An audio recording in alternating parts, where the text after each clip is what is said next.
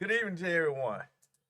I like to call this April the 2026 meeting to order and ask Commissioner Cozart, will he leave us in the invocation and the pledge of allegiance? Thank you for bowing with me. Most gracious and loving God, our Father, we thank you so much for the beauty of this day.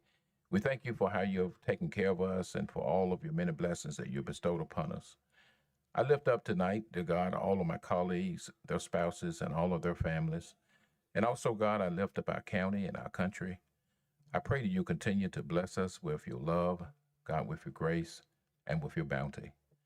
Be with us tonight and guide us in this meeting so that through our service we will glorify you. We ask it all in Jesus' precious name. Amen.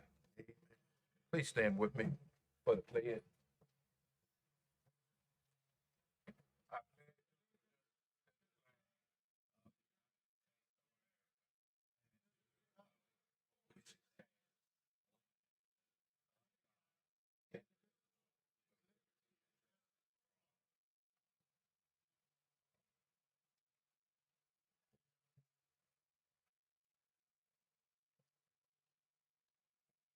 Once again, good evening to everyone, and glad to see so many faces in the out this afternoon.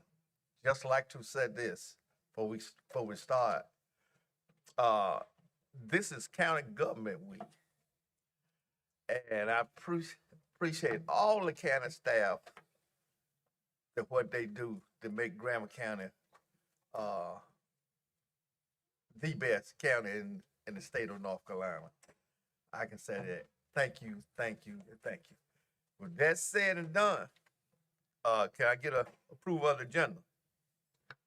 Mr. Chairman, I would like to offer a motion that we pull number 11, the video message from our NCACC president, off of the agenda. I second. Okay, it has been moved and proper second that we remove item 11 from the agenda. All in favor, use the voting sign. Aye. And they have the same rights. Thank you. Any other? Mr. Chair, I think there's some information related to item number 5 that would be useful for public and commissioners to hear. So I would like to move that off of the consent agenda to right under item 19, if that works. Okay. I will make that motion for our county manager. Second. It is moved and proper second that we move item 5 to under column 19. Are there any question or comment? All in favor, use the voting sign aye. Aye. All opposed have the same right. Ayes have it, stand approved. Are there any more on the consent agenda? I'll make a motion, we approve the adjusted agenda. I'll second. It has been moved and proper second that the agenda stand approved with the adjustments. All in favor, use the voting sign aye. All opposed? Ayes have it. Thank you. Moving along, right along to introduction, recognition. Okay. Oh, I'm sorry. Consent agenda. Move that we approve the consent agenda as presented, Mr. Chairman. Okay. Thank you. Second motion, Mr. Chairman. It has been moved and proper second that we accept the consent agenda as written. All in favor, use the voting sign aye. Aye. All opposed have the same right. Ayes have it. Stand approved. Now moving on to introduction, recognition, and presentation. Introduction of county manager, our analyst. Oh. Yes, you were just excited to get to meet all these people that are being introduced tonight, weren't you?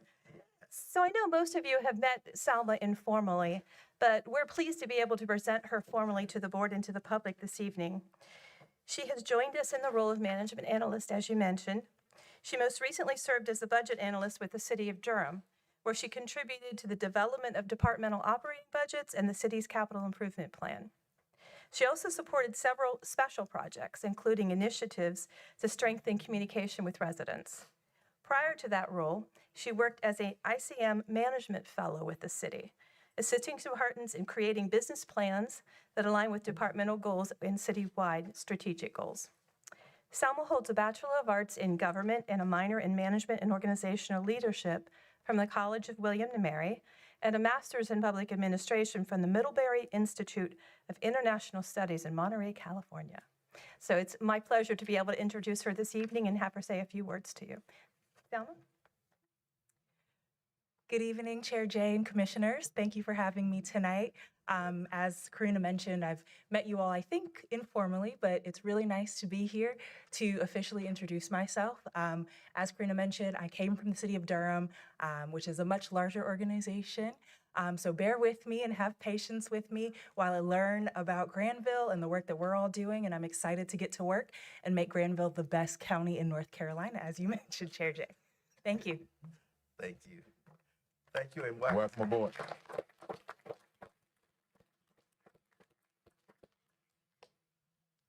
Okay. Department of Social Service. Who's going? Oh. Oh, Miss Ernestine?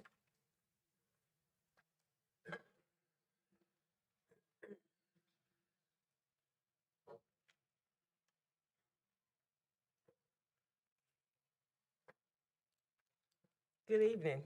Good evening.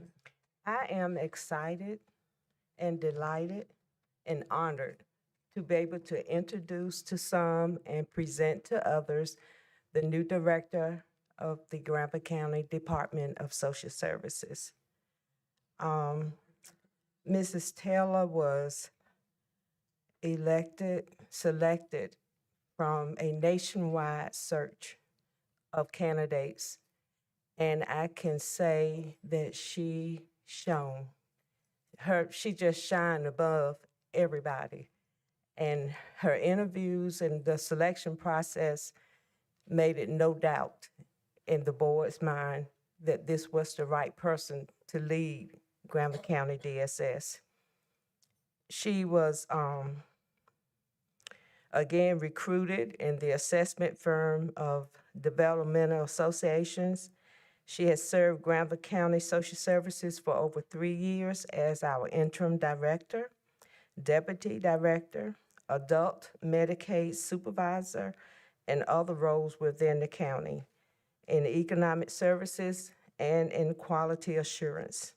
She is a native of Warren County. She graduated from Warren County High School, and she currently resides in Vanness County with her husband, Travis, and their 2 children, Zoe and Karan.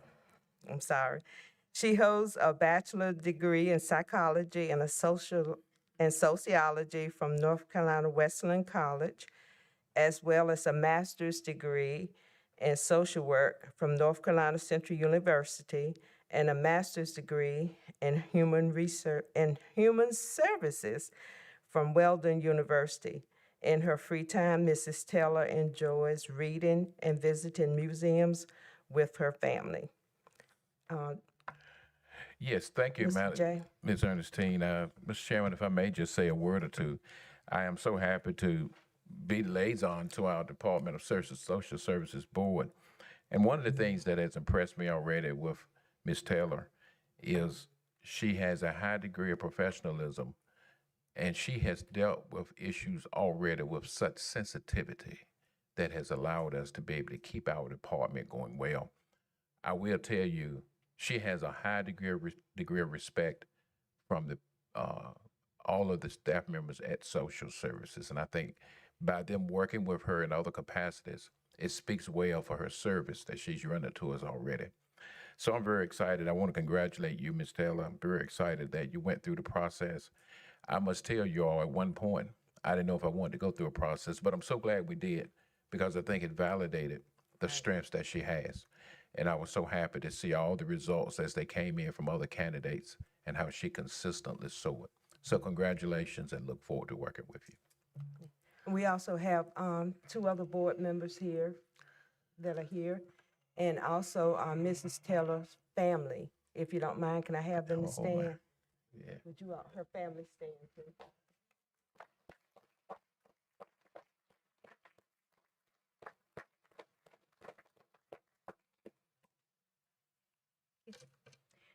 Good evening, everyone. I am truly, truly, truly honored to have the opportunity to serve as the Director of the Department of Social Services. Again, as mentioned, I have worked in both Warren and Durham County. And like you said, Commissioner Jay, Granville County is the best in the state of North Carolina. It's been the best by far. I'm also a recent graduate of Leadership Granville. I graduated in November 2025. And I will say that that experience really prepared me, I feel, for this role. I learned so much about Granville County, and it was truly a great opportunity, and I'm glad I was able to be a part of. Just wanted you all to know that my focus in this role is to continue strengthening the strong foundation that's already in place, expanding opportunities for staff, and to pursue innovative ways to better serve our clients here in Granville County. I want to thank you all for the kind words and the support that I have been given over the past few months, especially in my time serving as the interim director. I am excited about what we will accomplish together, and I am excited about the positive impact that DSS will continue to make for the citizens of Granville County. Thank you.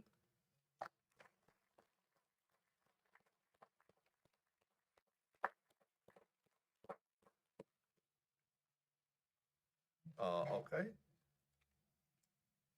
Introduce the Fire Commissioner Jason. All right, thank you, Chair, fellow commissioners. I am pleased to introduce Zane Patterson as the first Fire Commission Administrator for Granville County. I believe majority of y'all already met him in various other committees, but he joined the Emergency Management Fire Marshal's office on April the 1st. He brings over 12 years of experience with him to the county, and he has an extensive amount of state fire rescue related certifications under his belt. He will work closely with the Granville County Fire Commission as well as the 12 volunteer fire departments to support the long-term stability of fire services and ensure consistent fire protection for residents across the county. He has previously served as the Vanness County Fire Marshal as well as the Deputy Fire Marshal in Franklin County. He also is the current Assistant Chief for the Cokesbury Volunteer Fire Department in Vanness County. And he is married and has 3 very young children, one of which is just a little over 1 month old. So, I'll leave Zane have comments. Well, good evening, Commissioners. Good evening. I believe I've met some of you, but it's nice to formally meet all of you. As he mentioned, I grew up in Vanness County. I still live there. However, I've spent a lot of time in Granville County throughout the years. I'm a graduate of J.F. Webb High School, and I've just always enjoyed Granville County. It's always held a special place to me, just growing up playing sports, hunting, and just friendships here with people in the county. And so I just look forward to serving and working alongside you guys and serving the citizens here in Granville.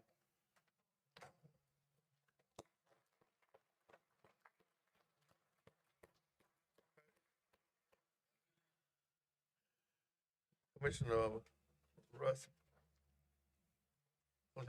May. Proclamation honoring A.J.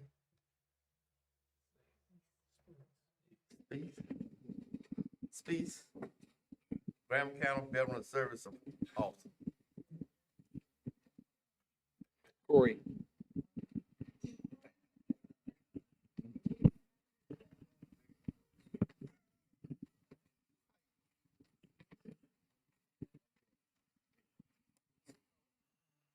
Baby. Thank you.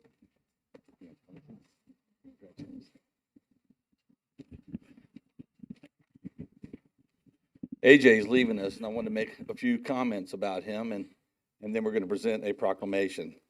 Thank you for the Veteran Services Committee folks that are here tonight. We appreciate you being here, and thank you for your service, especially my favorite one, and you know who you are.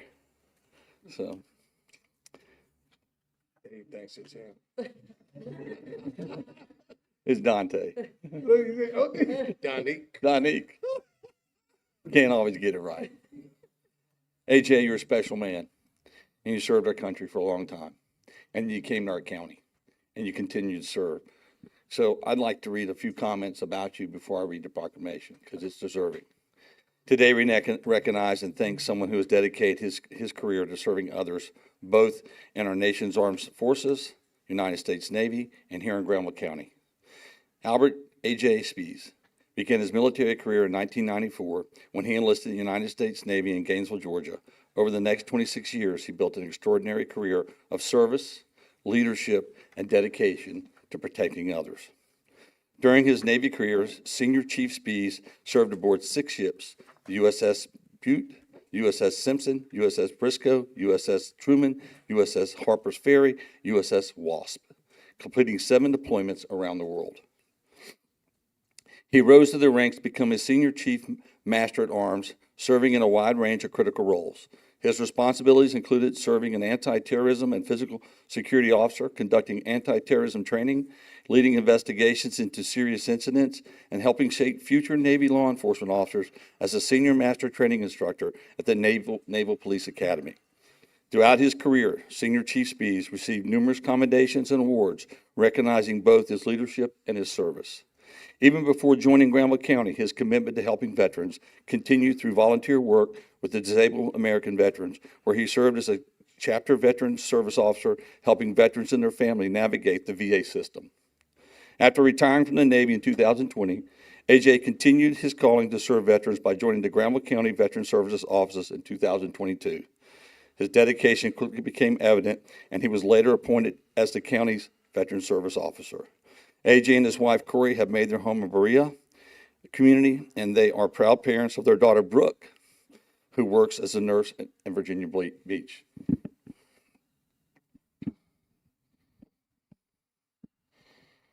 For your service to the county.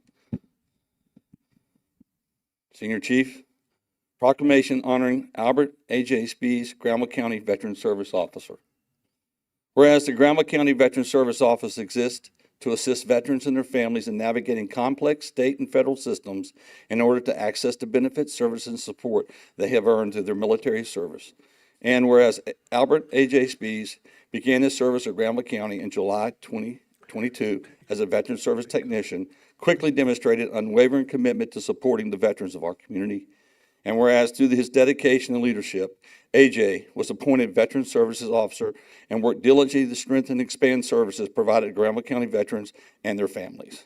And during his tenure, AJ implemented meaningful improvements to the Veteran Service Office, strengthened relationships with veteran organizations, community partners, and expanded outreach efforts to ensure that veterans throughout the Granville County were aware of and able to access available benefits and resources.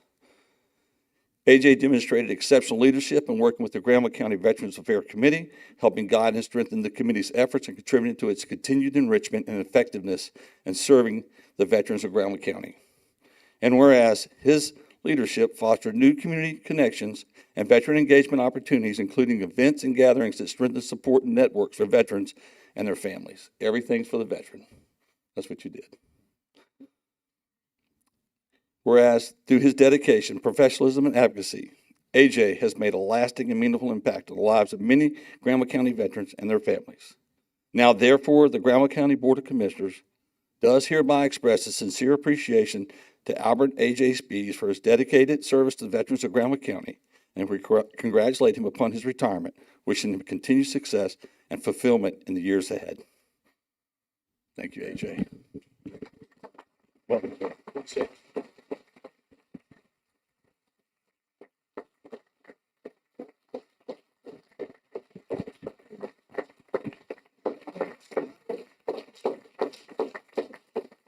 Come on in here, buddy. Those aren't for AJ. Yeah, they are not for AJ, believe me. I didn't know you liked Absolutely. me like that. I got something else for you.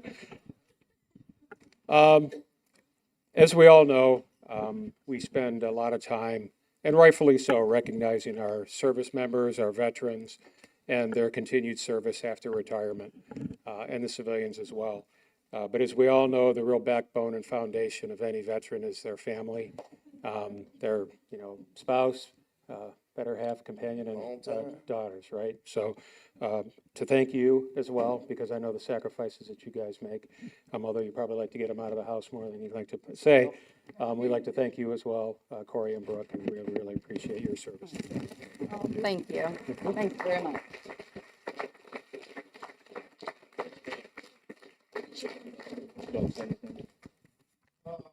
It's been real nice to be here in Granville County. I don't think I need this, but I'm gonna continue helping veterans, just not in the county capacity, but working with the county office to ensure, working with the Veterans Affairs Committee, trying to find other veterans out there and bring them out the woodwork so we can invest in them and figure out what they need. So I appreciate everybody at the county. It's been great. Drew, thank you very much for your pointers. Keep me sane, because after you've been in the military so long, to come in the civilian sector, it's very hard. But anyway, I really appreciate the commissioner's support and everything I've done. Every one of y'all have done something for me, and hopefully I've returned it by taking care of your constituents in your designated areas. So I really appreciate it. Thank you, Russ, for your continued support. Even though I was the wrong name for the first 6 months. Don't feel left out. What did I call you? Chris. That's right. See? Get used to it. Thank you. Appreciate you. Thank you. AJ. Thank you.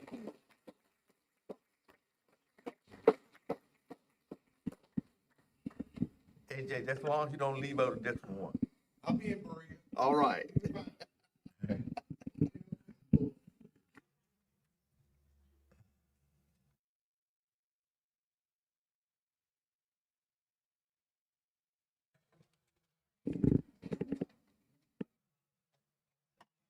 Granville County Boys and Girls Club. Thanks. Ms. Spurrier.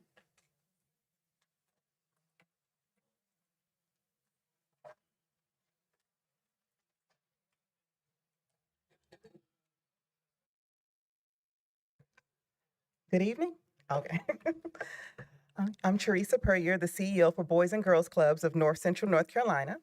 And I am here tonight with some of our advisory council. I'm going to ask them to stand up, and some of our corporate board members who are here to share a little bit about Boys and Girls Clubs. And we have them back there, and some of our community supporters as well. So, all right. So we wanted to thank you for your continued partnership and investment in the youth of Granville County. So tonight isn't just about programs. It's about what happens when a community decides its young people matter. And we are here to share the real impact on families, schools, and ultimately the local economy. And you said I can just use, okay. For those of you who don't know where we are the big blue building downtown Oxford, if anybody has seen the blue building. So when we talk about economic development, we often focus on jobs, infrastructure, and business growth, but none of that is sustainable without a stable, supported workforce, and that starts with their children. The Boys and Girls Clubs is not just youth programming, we are a workforce infrastructure. We allow parents to go to work with peace of mind. We support employee reliability and retention. We reduce barriers that keep families from fully participating in the workforce. And we also address food insecurity by providing a full meal to each child every day. Our mission is to empower young people, especially those who need us most. And we do that every day. We were open last year, for 196 days during the school year and 49 days in the summer. So even with funding challenges, families are choosing us. We enrolled over 344 youth this past year and served close to 800 youth across the county. And more importantly, attendance increased by 67%. This means it's just as an enrollment, it's consistent engagement and trust. And when kids show up consistently, outcomes improve, and so does the trajectory of our community. This is not a declining need, it's a growing demand. So we directly support cities in Oxford by busing them and transporting kids, about 85 kids from surrounding schools. So our work does not compete with the schools, it extends the school day with a purpose. Also in the summer, we provide transportation from the southern end of the county, having a pickup that is located in the Butner-Creedmoor area for our youth on the southern end. We provide homework help and tutoring and over 16,000 hours of academic programming, and 100% graduation rate among our seniors so far. So we believe that when students succeed, schools perform better, and strong schools attract families and businesses. We are intentionally building the workforce of Granville County. I'm gonna put this right here. So we have programs like STEM, exposure and college visits. This past year, our youth got to participate and go to NC State and do some STEM things. We have VR career exploration, which they're learning about skilled trades and healthcare. So they're able to participate in surgery through VR, or they could be a cook or a chef or anything of that nature. And we're also working on workforce readiness and community partnerships. So we are introducing youth to careers they may have never seen before right here in our rural communities. And we are not waiting until adulthood to talk to them about careers. We are building pathways now. Also with public safety and prevention, we have the Teen Court and Community Service Program that is underneath the Boys and Girls Club now. And so we've diverted youth from the juvenile justice system, which takes the pressure off the juvenile justice system, and generated over 400 hours of community service this past year. And so every young person we redirect is a long-term savings for this community. We like to participate in the transformational experiences and the community support and partnership. Our work is not done alone. It is powered by strong community partnerships, local businesses, faith organizations, schools, and civic leaders. They have invested financially, they volunteered their time, and they open doors to new opportunities for our youth. We've seen leaders show up, not just in support, but in presence. They visit our clubs, they mentor our youth, and they advocate alongside of us. And we also like to make sure that our kids are having transformational experiences. Prevention is not just keeping youth out of trouble, it's about showing them what's possible. So through transformational experiences, our youth participate in field trips and enrichment opportunities, experience things for the first time. Like this past year, we had an organization-wide camp out where we took 100 and something kids and stayed overnight in the woods, in tents. I like to add that part. So that opportunity was most kids had not had that opportunity to participate in camp out, and we were able to build confidence, their relationships, and sense of belonging. Let me see. So we have our community engagement as well. We have from free sports camps to back to school support to holiday giving. The community sees them, the community values them, and the community is invested in their success. So when young people feel seen and supported, they make better choices. All right. So as you can see, our impact is youth discover new passions and talents. They have safer, healthier, and more engaged after school and summer, and stories of success and transformation. We are seeing better school engagement, improved social emotional development, and higher aspirations. The cost to serve a member is, and we call our children in our clubs $5,000, their members, $5,000 per child per year for high quality programming for each of the children that come through the doors. But our families pay $15 a week after school and about $300 just for 8 weeks of summer. So we try to intentionally keep the cost low so working families can afford it. The difference between what families pay and what it costs is where community investment matters. We pour funding directly into supporting our youth through staffing and direct services. And if you look at where our dollars go, over 70% go directly into direct services. The people that are working with the kids, not in the administrative overhead, but people who are in the clubs and those transportation that we're providing as well. Your investment does more than fund a program. It strengthens families, it supports local employers, it improves public safety, and builds the future workforce. So it's not an expense, it's a return on investment for the County of Granville. Because if we want Granville County to continue to grow, we must grow the young people who will lead it. So we want to extend our sincere gratitude to our county commissioners for your continued partnership and investment in our youth. I don't want this to be the only time that you hear about Boys and Girls Club. I would love for you to come out, come and tour, come and visit, come have lunch with them. We're going to have cookout with a camper this summer, but anytime you can stop by, we would love to have you. You can visit our website or look at our annual report or follow our social media, but we thank you for your continued support. Thank you.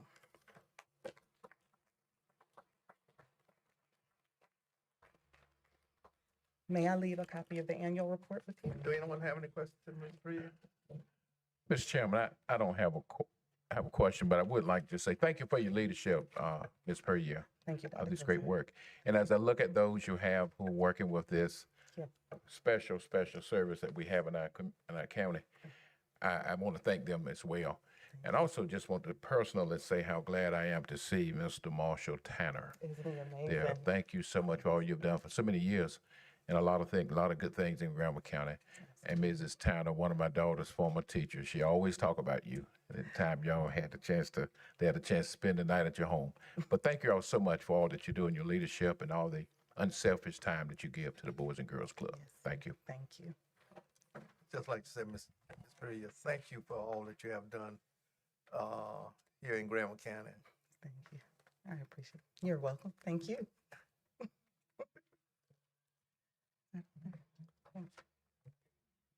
Okay. Next item on the agenda is Granville County Economic Development Advisory Board. Commissioner May? Yes, sir. Mr. Tanner, if you come down, please. Mr. Tanner.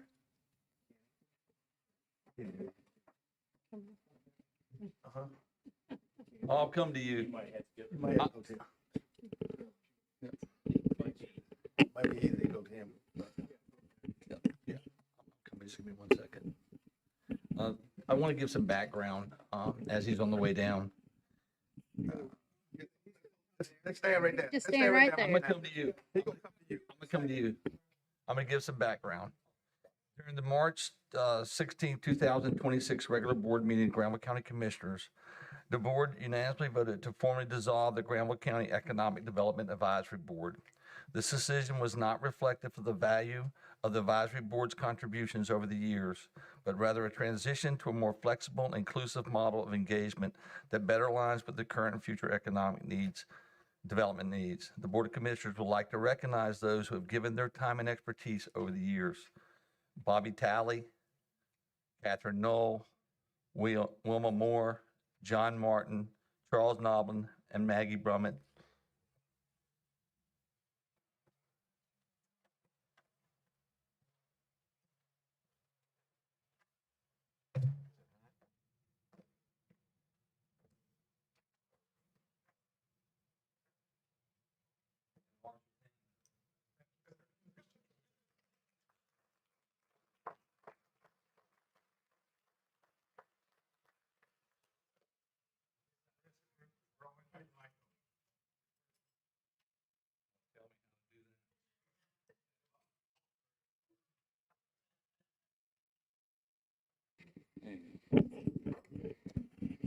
I just want to say it's a real honor to be in this county. We've been here since July of 1992.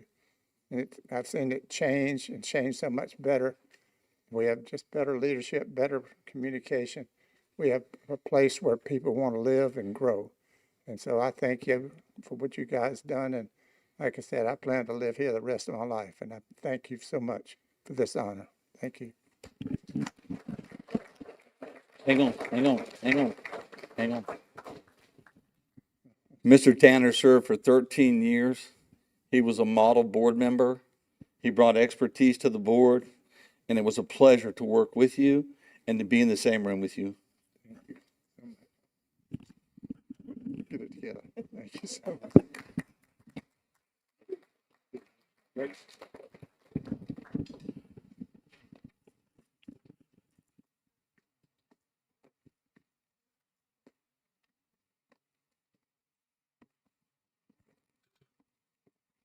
Mr. Chairman, if I may just reflect quickly on Mr. Tanner and Ms. Tanner's role here in Granville County. Only coming in 1992, they have made a huge impact for this county and this town. Mr. Tanner came in as the head of BANDAG at that time, and Ms. Tanner taught school here that both reflected and inspired many people in this county. And I, for one, have a great respect for both Mr. and Ms. Tanner, and they have done so much for the county and for the city of Oxford, and I personally thank you.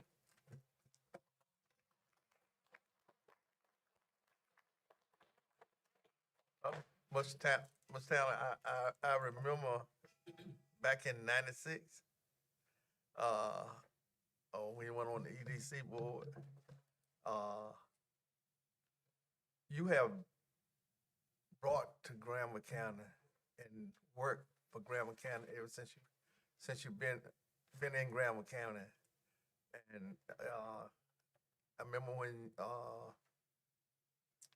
you was at BANDAG, and you have showed good leadership, good workmanship, and you have done a fantastic job in leading Granville County. in these past years, and we appreciate every effort and all the work, the hard work that you have done, you and your family have done. Thank you.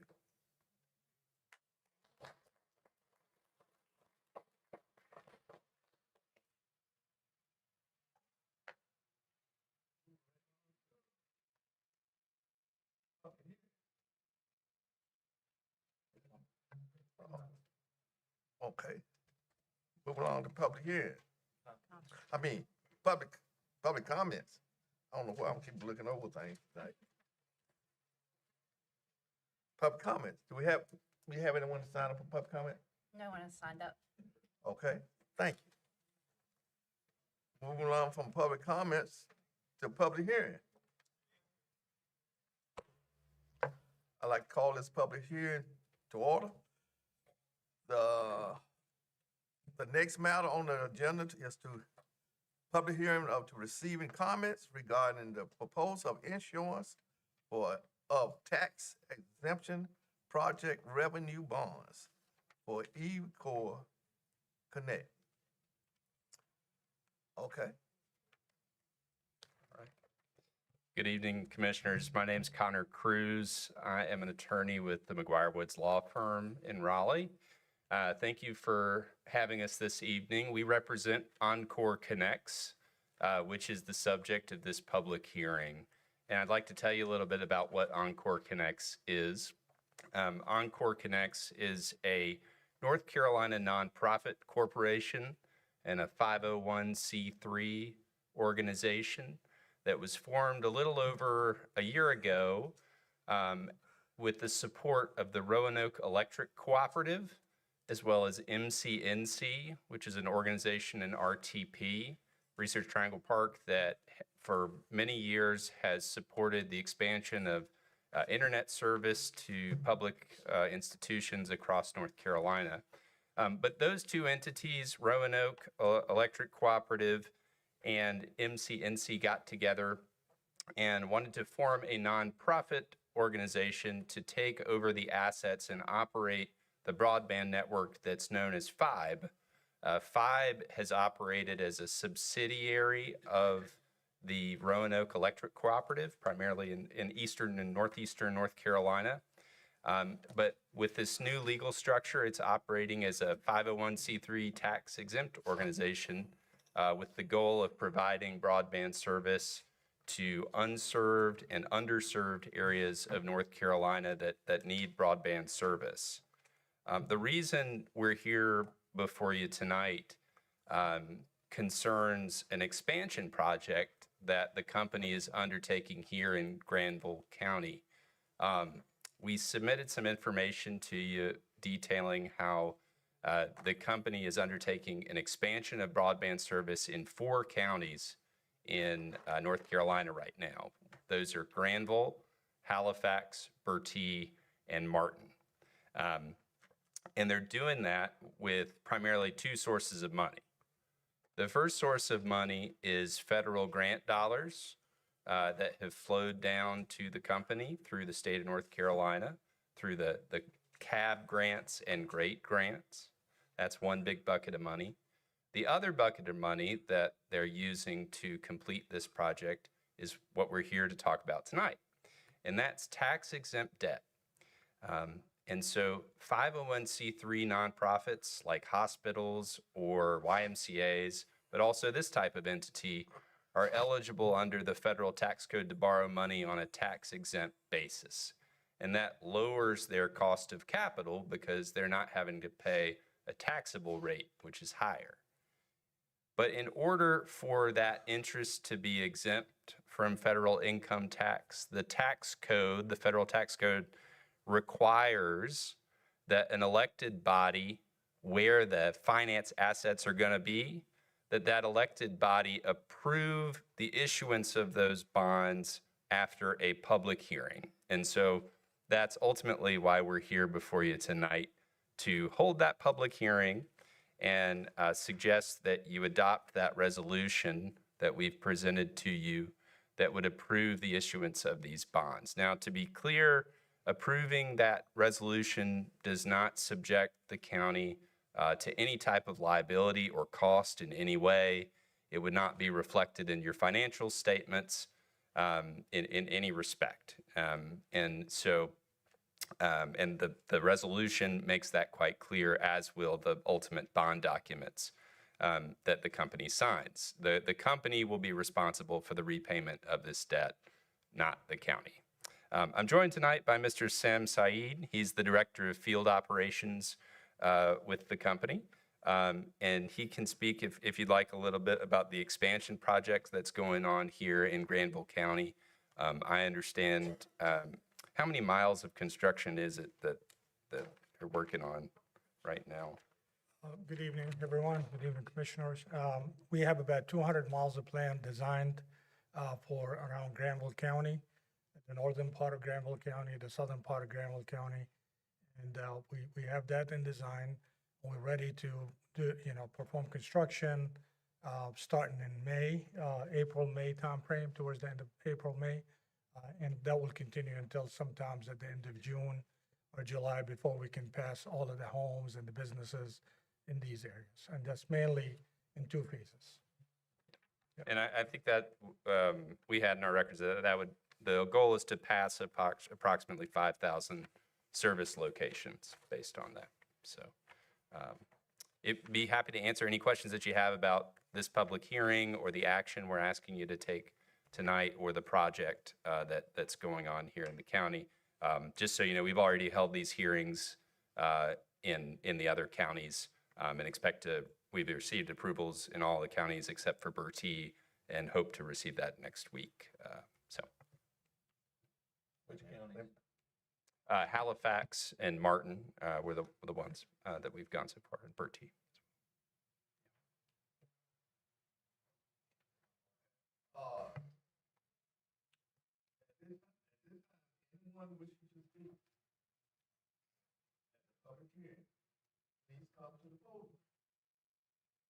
I'm sorry.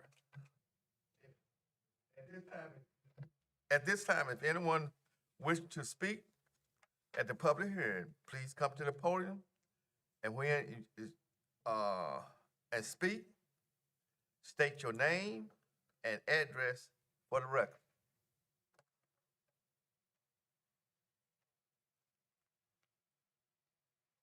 There's no one want to speak? Okay.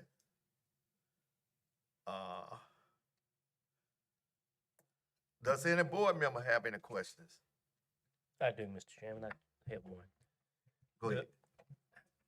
Quickly tell me how this affects, or how is this related to the Great Grant and the CAB programs that are already in place? Yes, sir. That's just another source of dollars that they're using, so it doesn't affect those. The company just need that. Those combined grants add up, I think, to about half of what the company needs to do this expansion in each of the counties, and so they need the extra money to finish the project, and that's what this debt is going to finance. So, Mr. Chair. County Attorney, have you reviewed these documents, and what's your recommendation? I've given a high-level review to them. They don't see any issue with the execution of the documents. I am relying on to some extent on the representation of bond counsel that they don't require any pledge of our full faith and credit or other obligations on the county's part.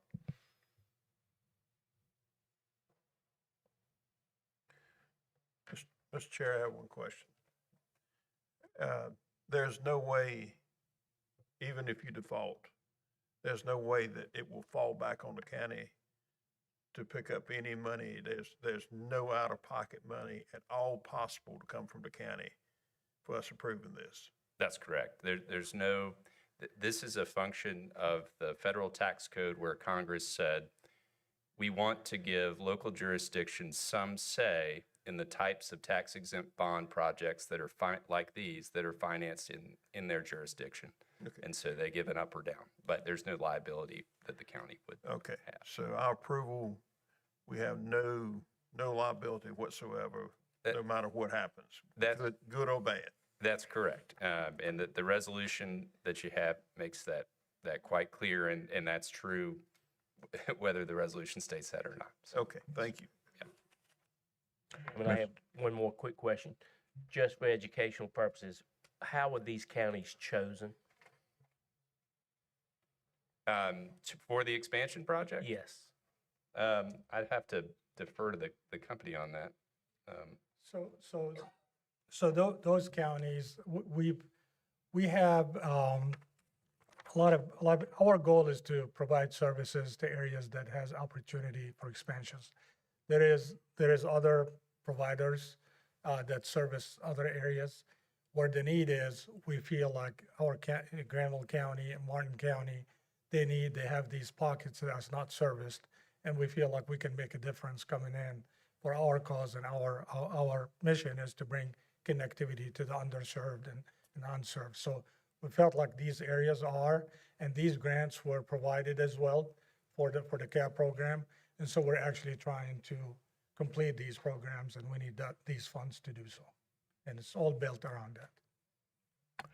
Mr. Chairman, I guess I see Ms. Karan up there, but when I looked at this and I didn't see a recommendation from staff, it caused me a little bit of uneasiness.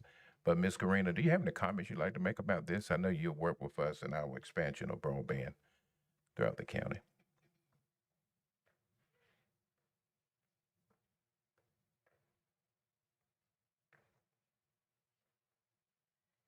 Thank you, Commissioner Cozart. Actually walked all the way down here to tell you I really don't have many comments. I just did want to make you aware that Roanoke Connect Holdings, which is now eNCore, did receive CAB money from the state, but the county doesn't have any financial obligation for those projects that they are constructing within the county. They have two pretty big projects through the CAB program, but we do not have a financial obligation to either of those. Thank you.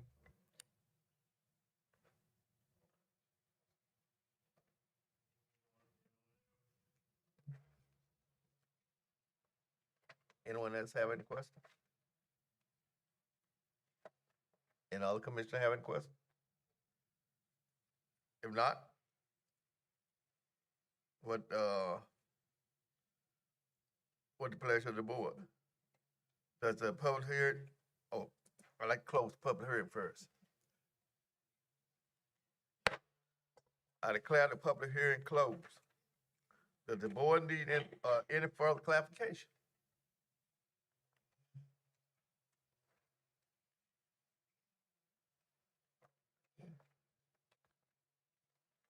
Then what the pleasure of the board? Mr. Chairman, I'm going to word this as best I can with our county attorney's help.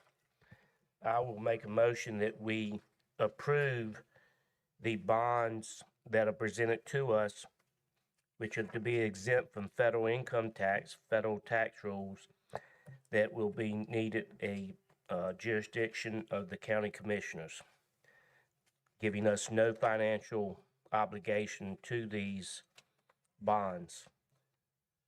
County attorney, is that a decent motion? I think that's fine. I think what you're doing is approving the issuance of the bonds, but again, having taken no responsibility or any liability for the issuance of those bonds. And that was in the motion? Correct. Okay. Mr. Chair, I second. It has been moved and proper second. Are there any questions or comments? All in favor, use voting sign aye. Aye. All opposed have the same right. Ayes have it, stand approved. Thank you very much.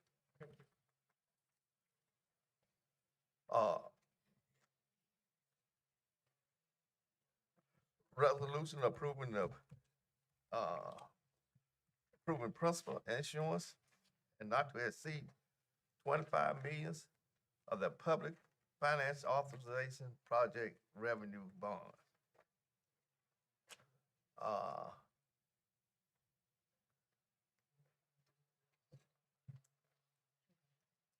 Can I get a motion to accept that?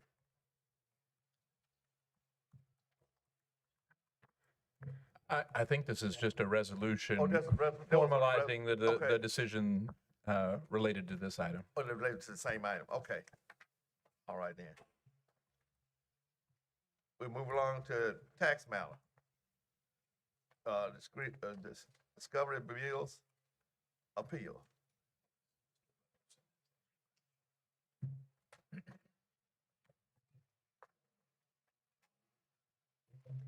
Good evening, Board.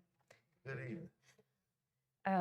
I'm here about a property that was transferred on July 9th, 2021, parcel number 0886209283339. It was transferred from the Creedmoor Voluntary Fire Department, which was an exempt property, to Eli Awad Labo. I'm sorry if I'm messing up your name. At the time of the transfer, the parcel wasn't in the exempt status. However, due to an oversight, the exemption was not removed. We only have one staff member that does all transfers, splits, and recombinations for the whole county. It's a human being, errors do happen, but pursuant of North Carolina General Statute 105-273-6A, discovered property in this situation is property that was not listed during the listing period, property that was listed but reflects substantial understatement, or property that was granted an exemption or exclusion for which it does not qualify. Under the discovery provisions of 105.312, the assessor has the authority to recapture taxes for the current year and up to 5 preceding years. So as a result of this property having the exemption from the time of transfer, which was July, so it would have been 2022 billing period up to 25.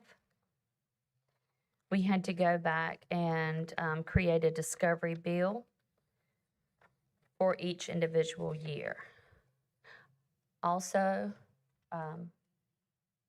he's here if you guys have any questions for myself or for him, either one.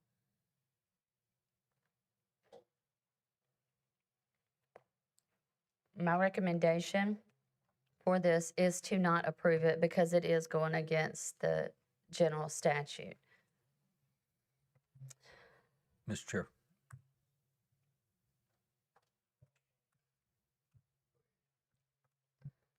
So I'm looking at a letter here from Ms. Lebos. And she states, I understand that once the exemption was removed, the property became subject to taxation going forward. However, this situation resulted from an administrative error, failure to follow a recorded change in ownership, not from her misrepresentation or neglect or failure to pay or any part. So I understand what the statute says, but we obligated by that statute. So I'm just asking, you know, a mistake was made and now we're collecting all that, which is quite a sizable sum. And so what do you have to say about that, County Attorney, in regards to, you know, do we have any leeway there? My understanding is each taxpayer has to list the property they own each year for tax purposes. If you get your tax bill and see that your house isn't listed on your tax bill for your real estate, for example, you have an obligation to come to the tax office and list that.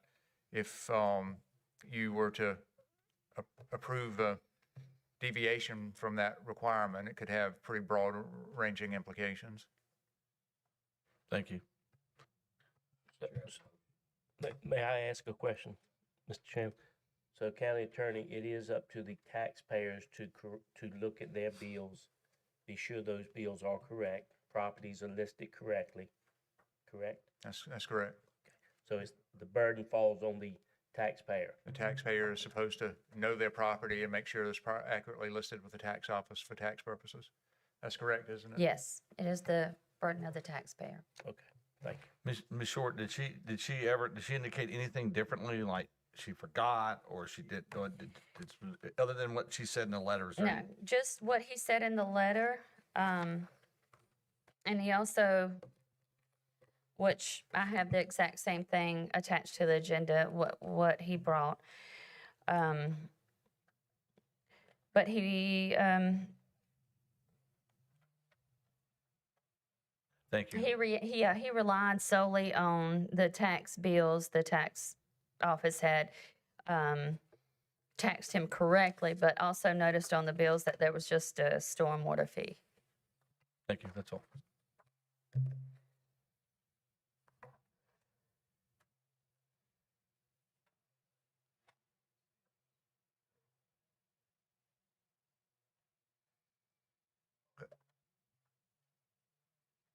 Any more questions?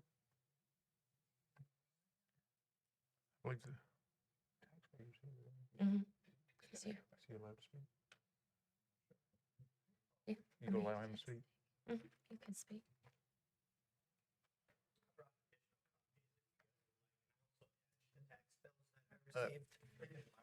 Oh, I brought additional copies if you guys would like.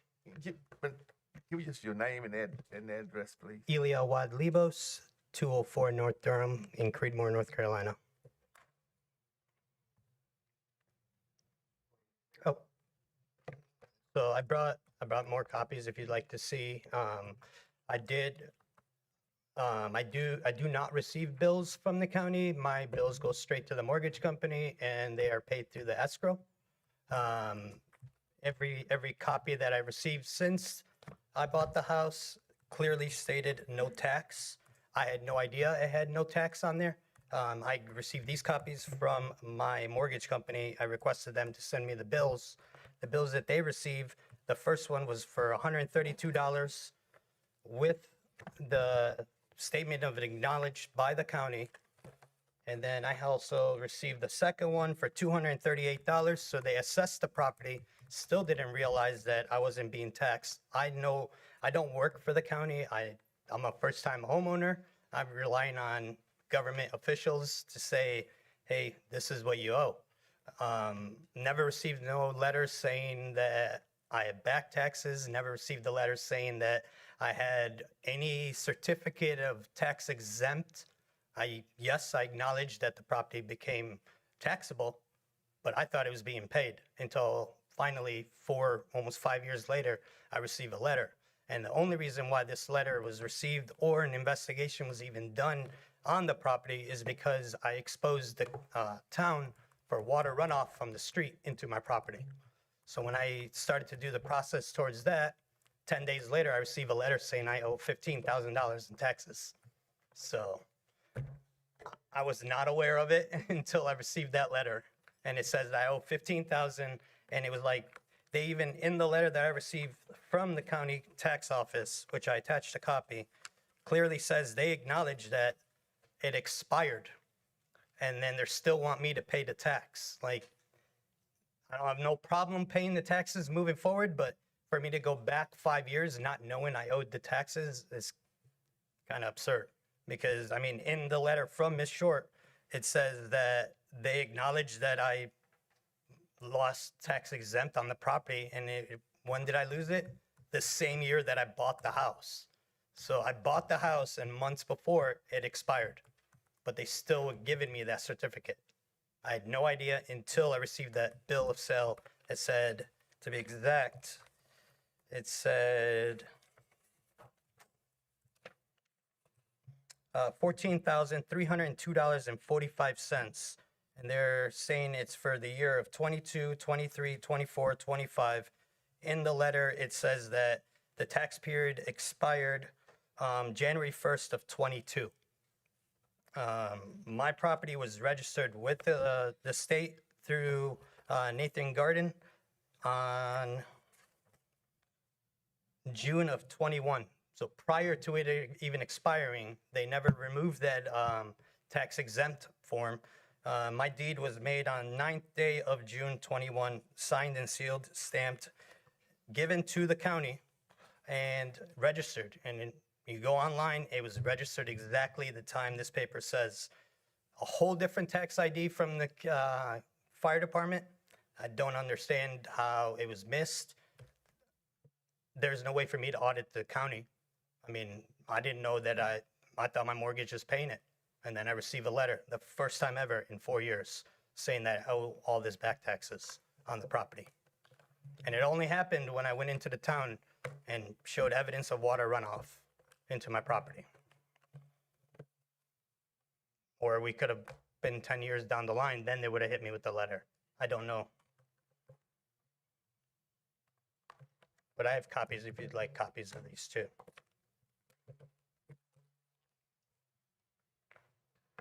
I have a question for our attorney.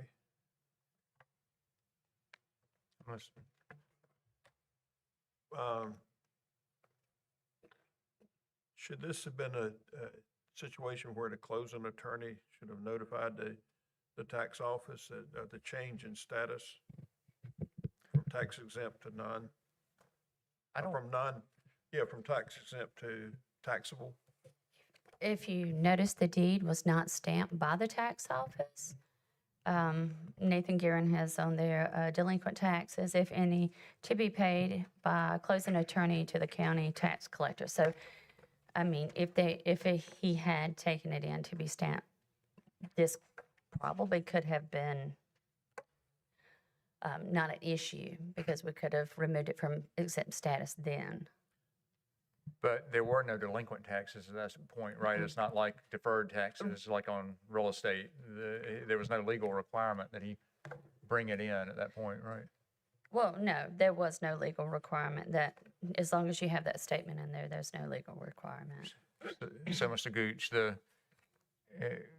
I don't think there's a requirement that the attorney list it for tax purposes or that any taxes be paid at the time of closing here.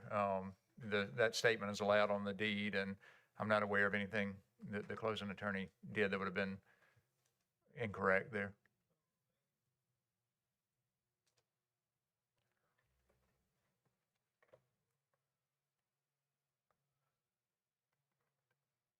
Anyone else have any questions? So what the statute, if I'm reading it correctly, it's stating that failure to list to include the failure to notify the assessor of property granted exemption or exclusion no longer qualifies. So he's obligated to do that. The property owner. He's obligated. I'm sorry, say that one more time. It was his obligation, even though there was a tax administration error. I'm trying to grasp this, Mr. Wren, that someone, there was an error, and now there's a consequence for that error, but that person did not know there was an error, and it's been a 5-year period, and that's quite a large sum. And so, he has an obligation each year to list the property for tax purposes. I think what we can do, if you want to hold it open, if for a minute until the end of the meeting, I can talk to the tax assessor briefly and see if there are any other options. But from a legal obligation standpoint, I think I think it is clear that the obligation is on the taxpayer to list that property for tax purposes. The next question is, what if any remedies can be granted to lessen the impact on him? And let me discuss that briefly before, maybe at the conclusion of the meeting, at a break, and then we would hold that matter open before we go into closed session and make a final determination. so can we make a motion now to leave that matter open?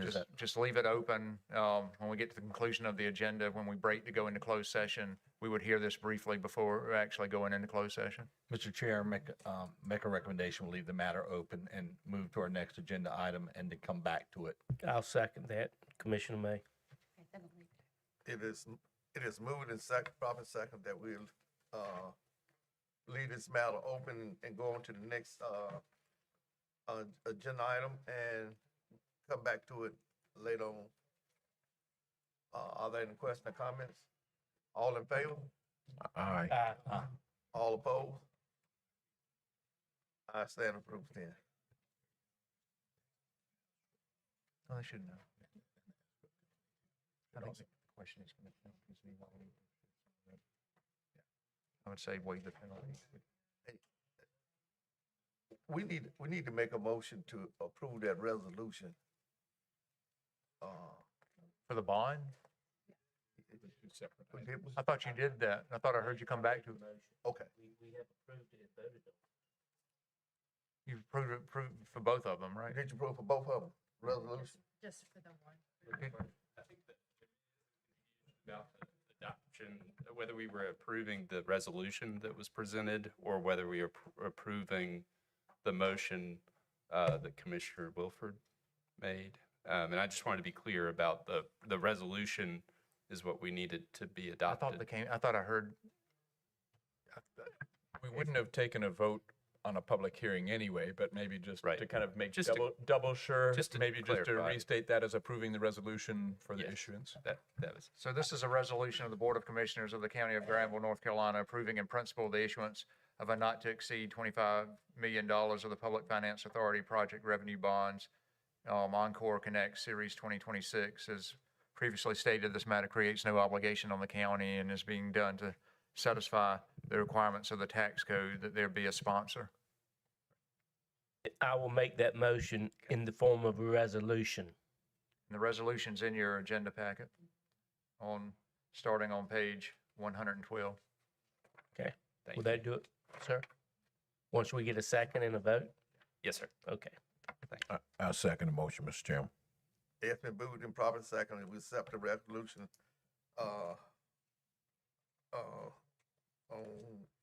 in our agenda pack. Are there any questions or comments? All in favor, use voting sign aye. All opposed have the same right. Ayes have it. Thank you.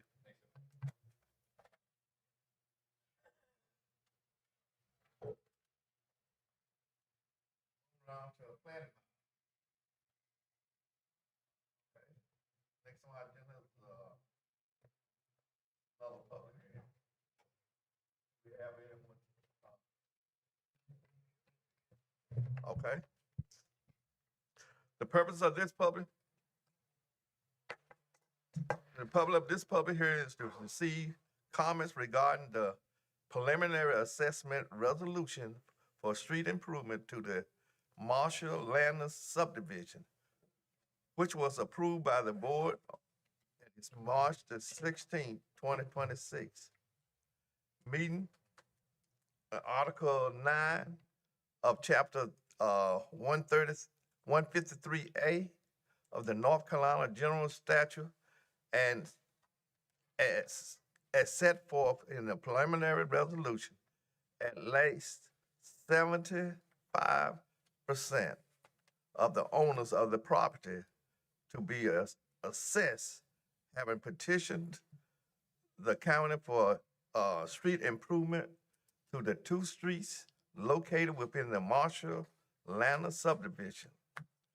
These petitions are requesting to bring the subdivision streets up to standards requirement by DOT, so that the street may be equally for exception into the state maintenance road system for the public maintenance.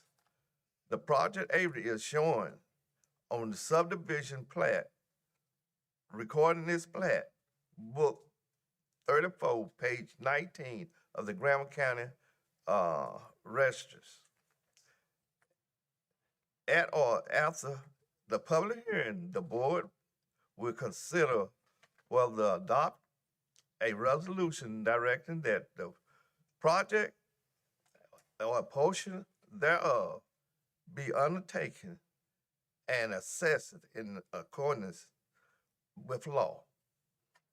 The final assessment resolution must describe the project in the general term and set forth following. One, the basis on which the special assessment will be made, together with the general description of the boundaries of the areas benefiting its if the basis of assessments is either area or violation.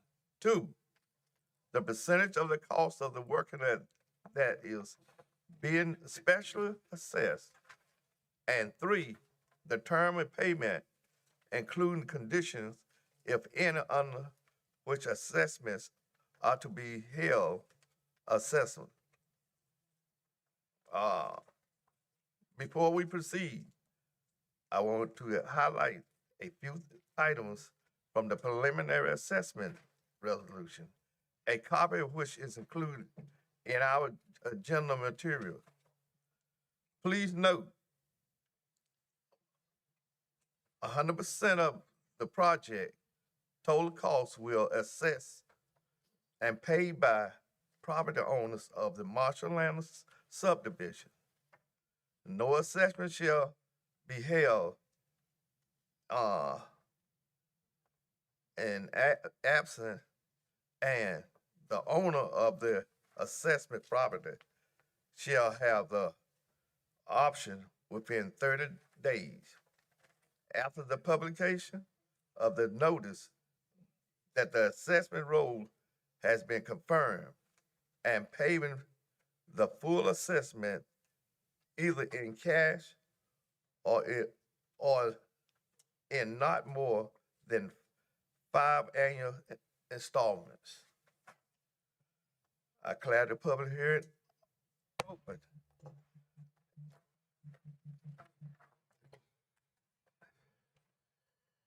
At this time, I would like to recognize Barry Baker, Planning Director, for a brief overview.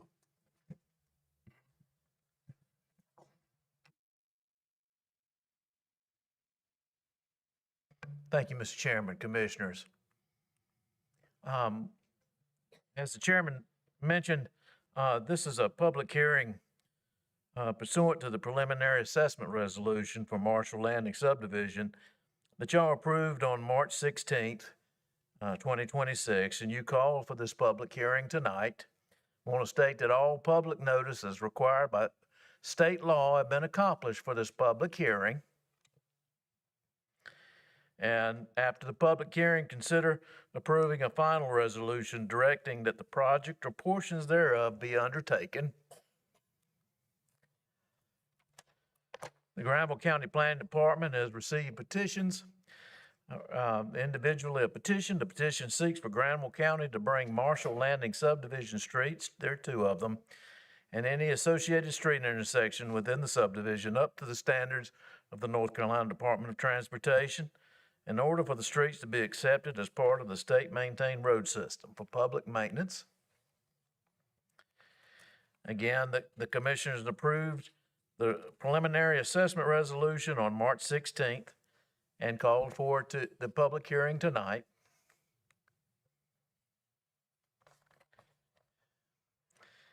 After all the work is done and all the costs are added up, a final assessment roll that covers all costs associated with the street improvement project, once it's approved by the Board of County Commissioners, property owners will be assessed their fair share of the assessment as determined by the final assessment roll. The chairman has announced those, and it is on the preliminary assessment that has been mailed to the property owners in the subdivision. The estimated road improvement and county consultant cost are $268,259.06. This cost estimate was given to members of the subdivision that went about the work of obtaining the petitions and were shared with the folks in the subdivision. Again, this is a estimate. Ultimately, if you approve this final assessment tonight, the county's transportation consultant will go about preparing road bid documents so that we can put this project up to bid to road pavers. Bids can be higher or lower. Those bids will come back to you. But I will say that if you approve the final assessment roll, the final assessment resolution tonight, there will be cost attributable to the county through the preparation of those bid documents. There is a collected bond for $19,025 that can be used to offset the cost. And again, as the preliminary assessment mentioned, each lot would be assessed their fair share or the equal share. And the chairman also mentioned how they could go about paying that.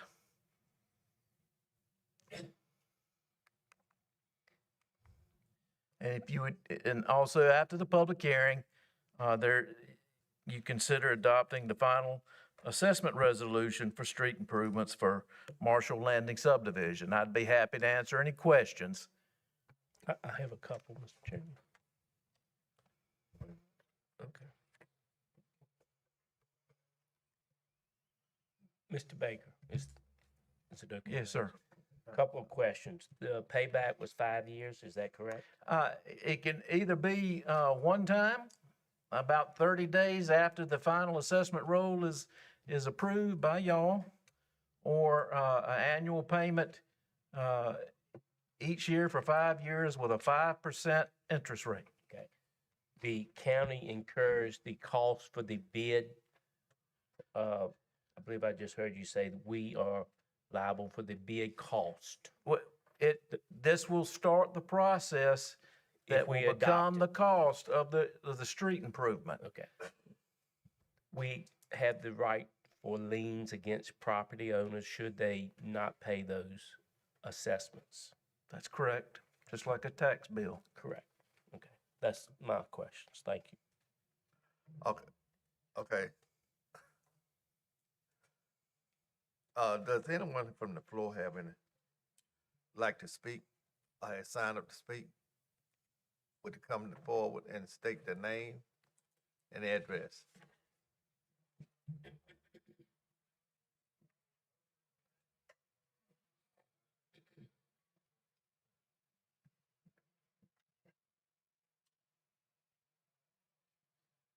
My name's Craig Kirksey. I live at 1520 Ontario Drive, Wake Forest, in Marshall Landing Subdivision. Thank you, Board of Commissioners, for letting me talk to y'all.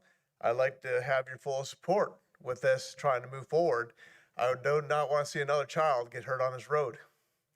About 12 years ago, my son was riding on his bike, hit the bad spot on the road, slung him off his bike, ripped his permanent tooth out by the root, exposed his kneecap, busted him up pretty good, caved in the side of his helmet. A little boy makes you look tough. There's a lot of little girls in our subdivision now, not so tough, okay? And when I went to the hospital to see him, the doctor said, listen, if he wasn't wearing that helmet, we wouldn't be having this conversation right now. So this road's been failing and it's continuing to fail. The first part when it's failing, it's been failing and it keeps on continuing to fail. It's not getting any better. And eventually, if we have a total loss someday, we're gonna have a real mess. But like I said before, I still want to see another child be injured. I probably paid over $10,000 or more in medical bills and dental bills. My son turns 22 this Saturday and is finally getting his tooth put in. Because I didn't know this at the time, but you can't get an implant until after you're 18. So he had to have braces or else expand his mouth and surgery to have it put in. So like I said, if that's what it takes to get the road fixed, I'm all for it. And I'd like your support because I don't want to see another family go through what we did. Thank you for your time.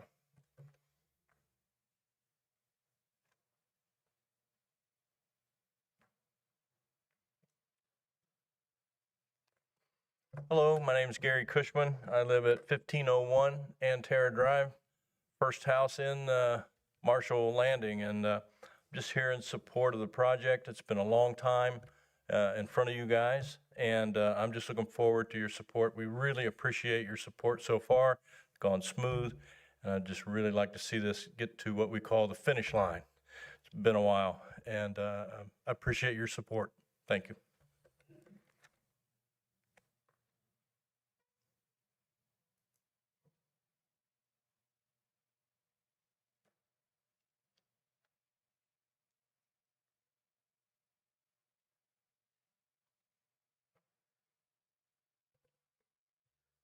Mr. Chairman and fellow commissioners,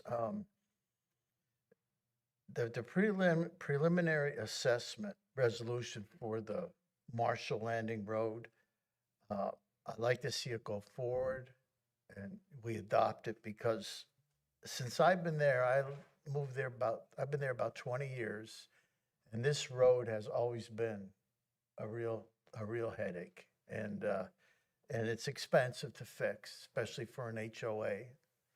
And it's hard to manage fixing it and repairing it. And I think the DOT would do a much better job because they are in the road business. So I think we would be better off turning it over to them.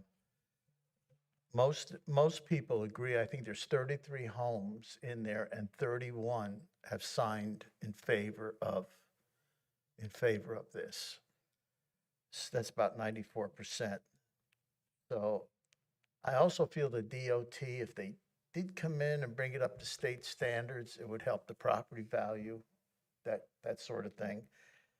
And also with the new subdivision coming in next to us, brings more wear and tear on the road. And for us to maintain it versus the DOT, there's just no question we'd better off letting them handle that. So,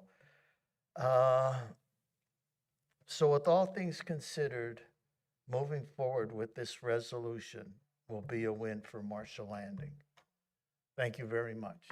Mr. Fudale, could you Pardon me, state your sir? name and Oh. address for the record? Eugene Fudale, 1521 Antira Drive, Wake Forest, and I live in the Marshall Landing. Thank you.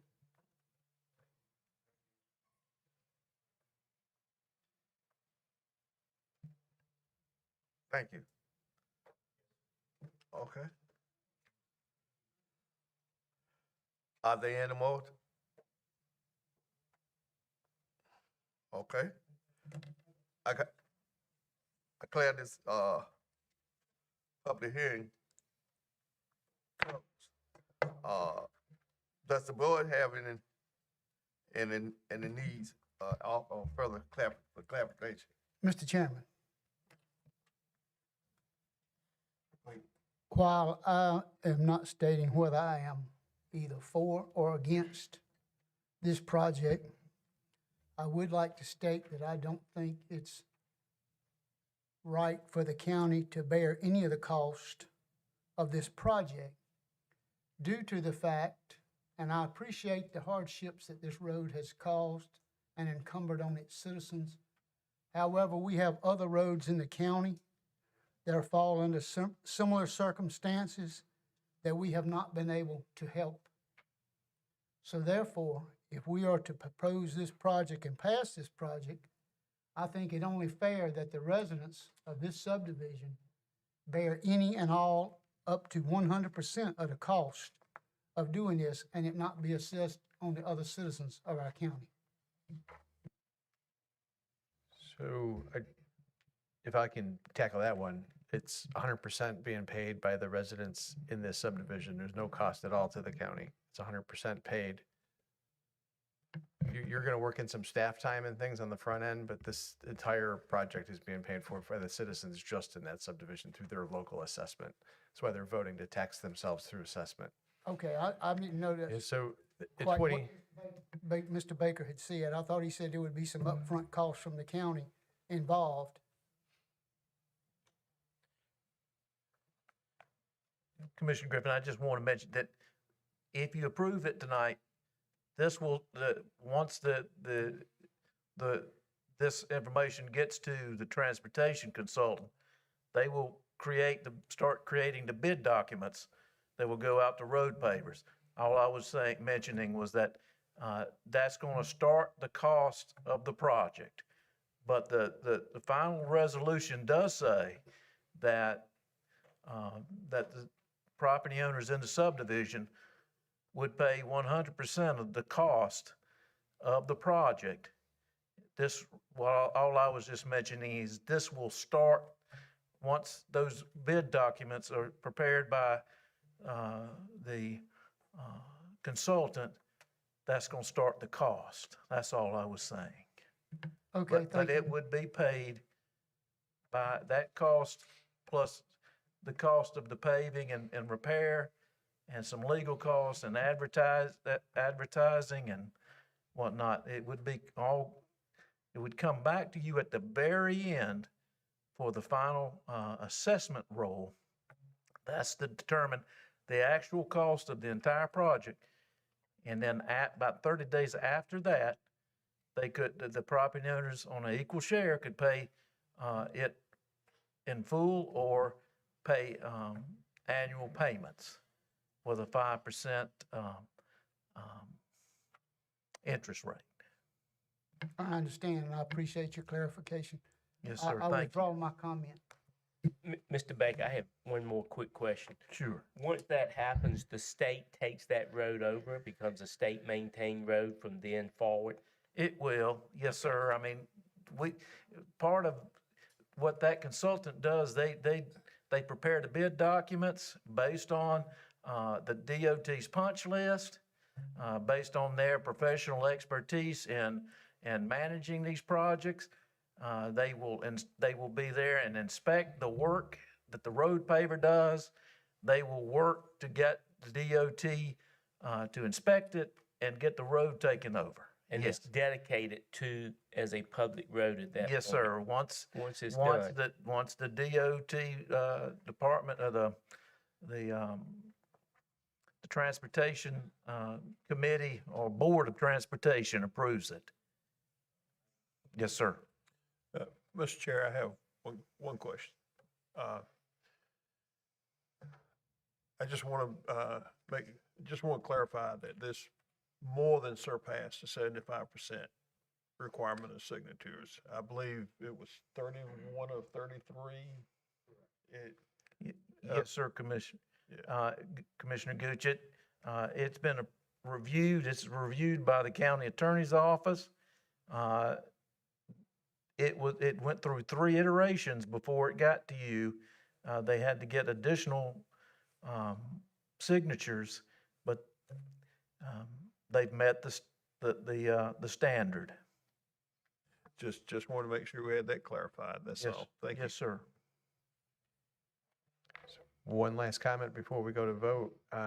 Mr. Feudel mentioned, he and I have been working on it since 2014.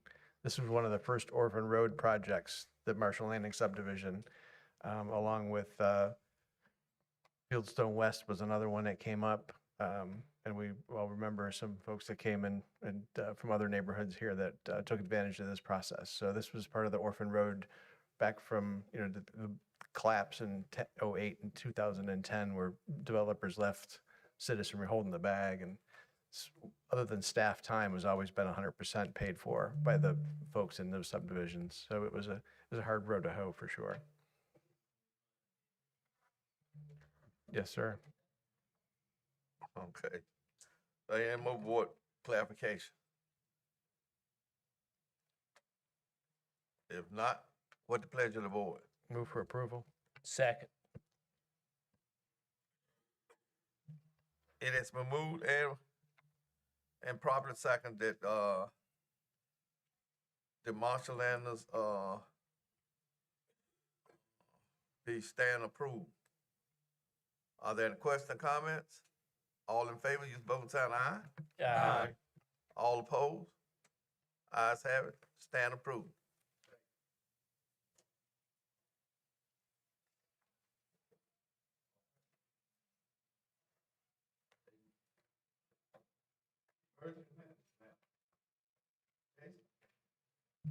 Jason? All right. Thank you again, Chairman, fellow commissioners. On March 9th, the Graham County Fire Commission voted to recommend a budget to the Graham County Board of Commissioners for adoption. The commission's recommendation reallocates a total of $480,000 from a grant match line item to the enhancement funding for fiscal year 26-27. Specifically, the commission recommends using half of these funds to increase the base enhancement allocation for each department by $20,000 for totaling $240,000. The remaining $240,000 will be distributed using the existing enhancement funding formula. This does remove the state grant line item that we've had in the past 2 years. However, it does not preclude the possibility of reinstating or modifying such funding in future fiscal years. Myself, the Granville County Fire Commission, and the county manager recommends the approval of this budget proposal. And y'all should have a copy, it's a little bit smaller than mine, of that budget that was handed out to you earlier tonight. And I'm here for any questions.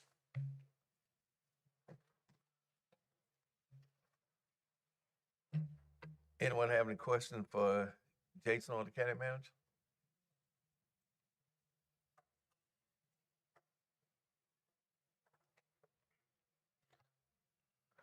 Okay, then what approve? Pledge of the board. Make a motion, we approve. I second. It is moved and proper second. There was, accept the recommendation coming from, our fire marshal, not fire marshal, emergency manager, sir. All in favor, use vote and sign aye. Aye. All opposed have the same right. Ayes have it, stand approved. All right, thank you, sir. Thank you. Okay. Excuse me, Mr. Rivas, Mr. Chair. There's another issue that, you don't want to discuss that tonight? Okay, thank you. I was gonna try to knock out a couple birds with one stone, but, that's okay. Okay, thank you.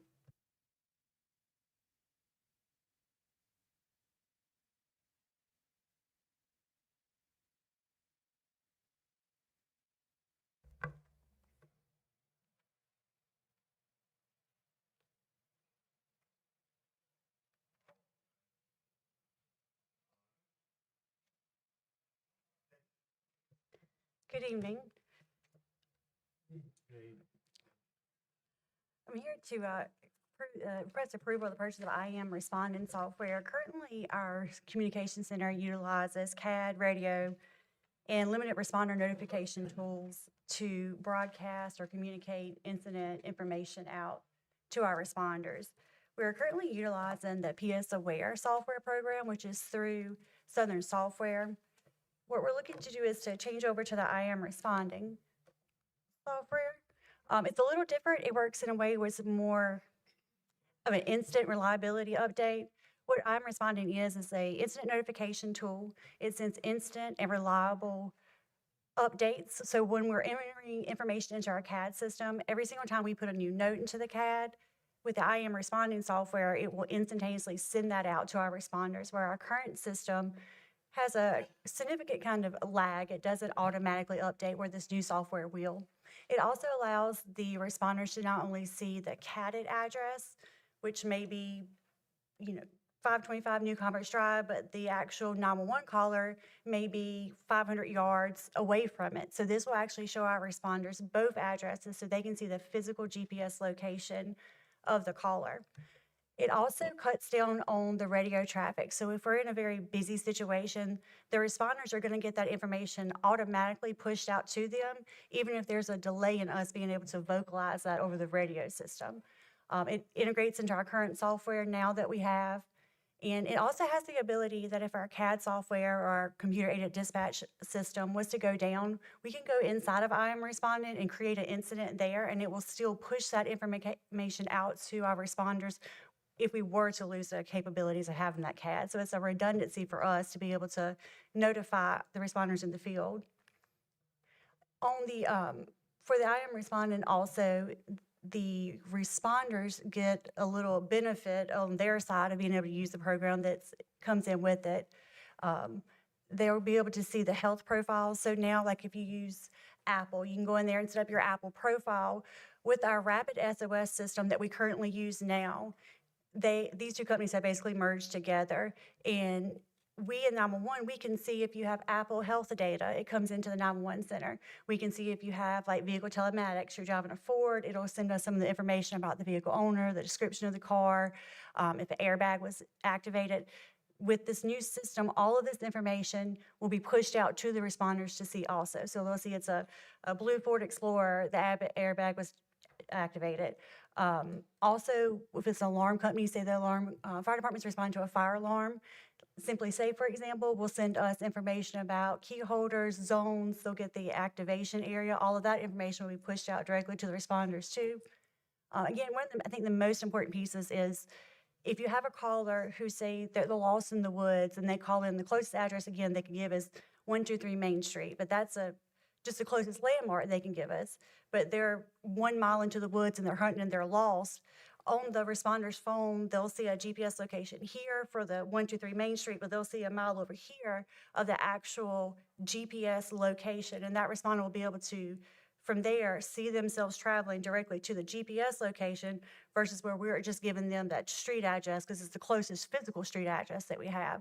So it's a really big difference. And they'll also be able to see the updated, almost like a breadcrumb trail of that updated caller information, where our current system that they're using now doesn't have that. It will be, I think, a really big help to our responders because that could make a real big difference between trying to find that person, especially who's lost or is not at that physical street address, but that's the closest landmark we can give for them. You can kind of see here in this picture on the left side where the red dot is the 911 call and those little green spots. That's the update of the GPS location, where the other red dot to the right, that would be the physical address that we would use in CAD now. Now they're going to get that, both addresses. They'll get the physical CAD address, but they're also going to get that, like I said, updated GPS location that will constantly show them where the actual 911 caller is at. And this is just an example on the right of kind of the basic information that they would get to initially start. But again, every single note that we're putting into CAD is going to automatically be sent out to them, and they'll have it on their phones. Benefits to responders, they're able to upload on their end pre-planned maps. They're able to utilize scheduling tools within inside the software. There's no extra cost. These are just automatically built into the program.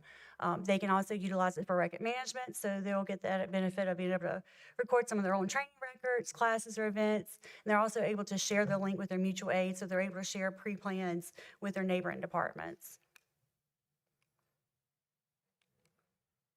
And that's pretty much the overall idea of it. If anybody has any questions, I'd be happy to answer them.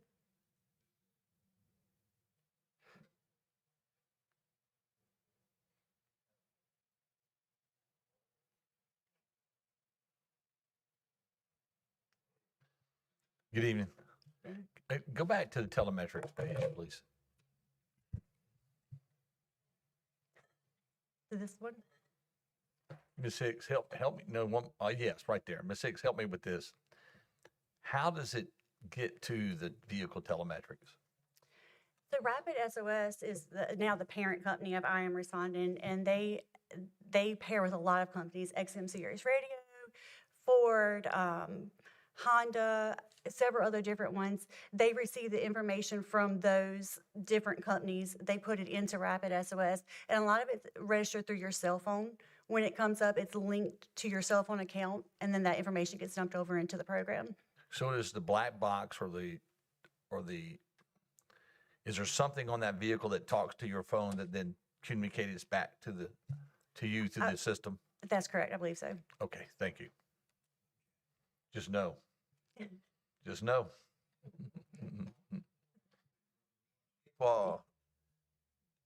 Someone call on, well, someone see a house on fire, and they on a cell phone, they passing by. So how, they didn't know who the address, but they see the house on fire. So how would that connect? So if they don't know the exact address, or let's say they stop, or they say, I just literally, I'm passing by right this second, their phone would give us that GPS location, and then we would take from there that closest address to where they are at that moment if they didn't know. Or if they say, I'm stopped here, I'm at the location of it, it's my neighbor's house, or, you know, I was driving by and I stopped, the house is on fire, and they didn't know the address. Most cell phones now, as long as there's good service in the area, I would say 8 times out of 10, the GPS and the cell phone will pick up and send the information to us. Mr. Chairman, this was on the consent agenda. Was this information purposes only, or do we need to have a a vote? Okay. I think that might be a good point for me to insert the two quick comments that I have. The first of which is that I really appreciate Ms. Hicks as a department head. We have a software that does some of this right now, and she has just kept her eye open for a better product that will better serve 911 call center and all of our first responders and make their lives easier, make it easier for them to respond more quickly. The second thing, and this is probably more why it was on the consent agenda, because we are approving a purchase, multi-year purchase of this product tonight, is that she has also been very aggressive accessing the state's ETSF fund, so there's no county money going into this, if I That's correct. understand correctly. So this is just a fully externally funded upgrade to our 911 system. That's the kind of win-win that I love to have staff bring in front of the board. So again, do we need to do we need to make a motion for this, or is it already? To approve the purchase of this, Okay, well, that's I'm what- responding okay. prosper. I'll make that motion. We would ask that to be made subject to our final review of the contract. Okay. I will make the motion that we approve the purchase by our Director of 911 with approval from the county attorney once he's reviewed it. Second. It has been moved and proper second that we accept the recommendation coming from our 911 director. All in favor, use vote and sign aye. Aye. All opposed? Ayes have it, stand approved. Thank you. I want to thank Ms. Hicks for digging and finding these kind of things and working to make her staff more efficient in what they do. And thank you. Thank you.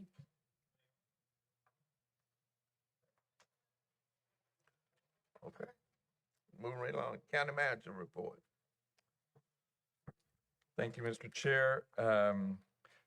Two quick things. The first is that I really want to, I think they've all gone home. We have some stakeholders still here from the DSS director introduction, and I want to thank them as well. But it is really an important part of my job to make sure that the county is hiring top quality people who will serve this county well. And it really makes me happy to see 3 superstars being introduced to us and to the public tonight.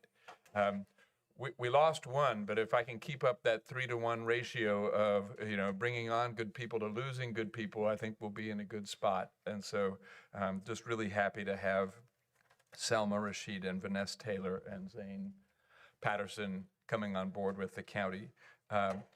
Second thing is just that I guess April is the time for recognition of county employees. Last week was, and we had a number of telecommunicators here at our last meeting to be recognized. It was National Public Safety Telecommunicators Week, also Animal Control Officer Appreciation Week, and this week we are celebrating all county employee appreciation week and having kind of some special things every day, and the picnic at the Gap on Thursday for lunch, which I hope all of you are able to make. And so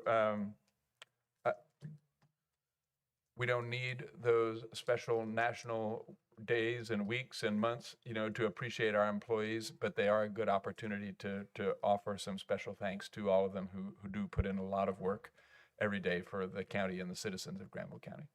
Thank you, Mr. Chair. That's all I have this evening. Okay, thank you. Moving right along, county attorney. Thank you, Mr. Chair. The matter I have on the agenda tonight is for the board to consider approval of what is known as the 6 Remnant Defendants opioid settlement.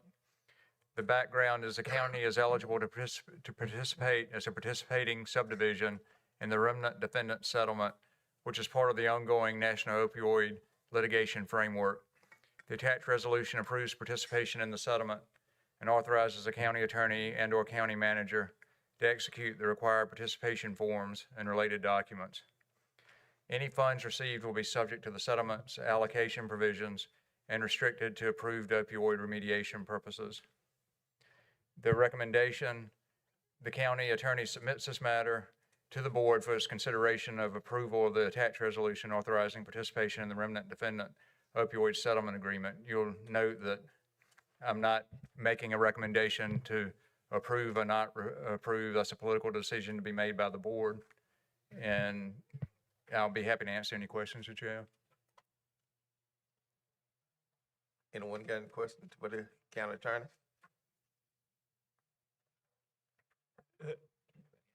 Mr. Attorney, is there any dollar amount that you know of that comes with this settlement? I'm looking now to see if we've been given a dollar amount on that.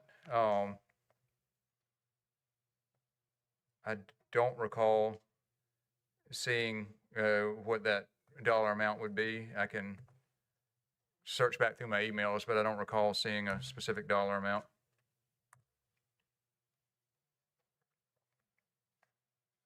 I think if I recall correctly, that'll be calculated after the plaintiff's attorneys know exactly how many jurisdictions have voted to participate in the settlement.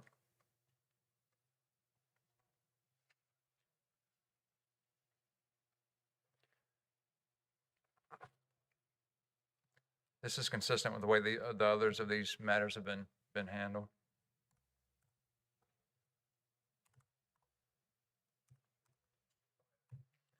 County manager and county attorney, your recommendations.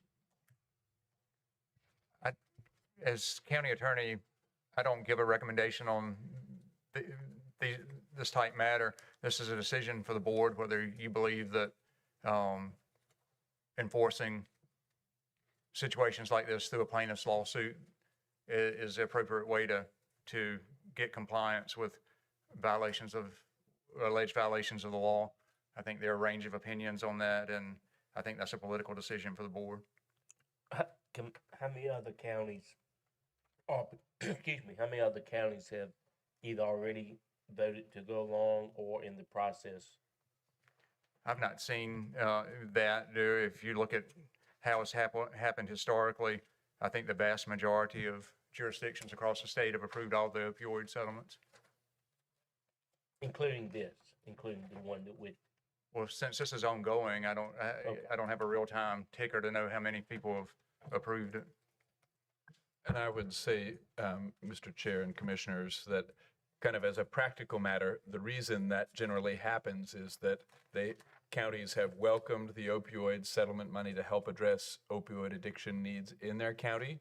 And this is one more pot of money at this point of undetermined, magnitude. But if you all feel that the opioid settlement money can be helpful in Granville County, this would be a little bit more.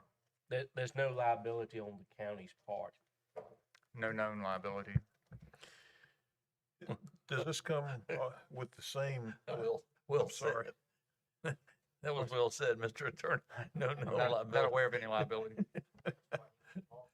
Does this come with same stipulations as the others? So far as I know, it's The same subject guidelines? to the global settlement that was reached.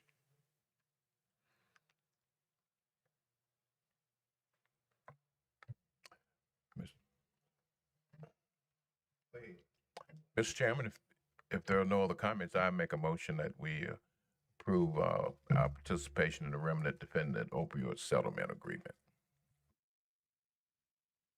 Second. It has been moved and properly second that we participate in the Remnant, the Defendant's opioid settlement. All in favor, use voting sign aye. Aye. All opposed? Ayes have it. Thank you.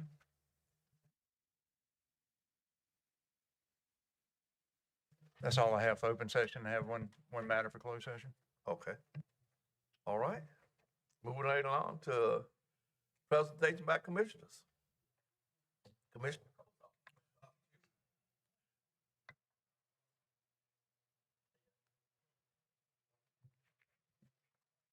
Oh, that's right.